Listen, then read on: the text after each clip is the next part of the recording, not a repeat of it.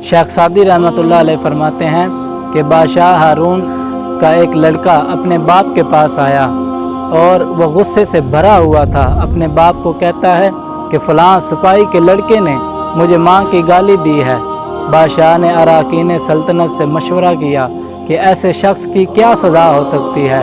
एक ने कत्ल करने का मशवरा दिया, एक ने शहर बदर करने का मशवरा दिया और एक ने ज़ुबान काटने का मशवरा दिया।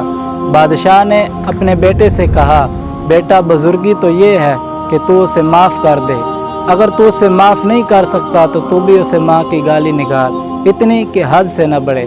जब ये तू अमल करेगा तो फिर जुल्म तेरी साइड से होगा, जुल्म तेरी जानिब से होगा। अगर तू ये अमल करेगा तो फिर जुल्म तेरी जानिब से होगा और दावा दुश्मन की जानिब से। अक्लमंद के नज़दीक वो मर्द नहीं होता जो मस्त हाथी के साथ लड़ता है।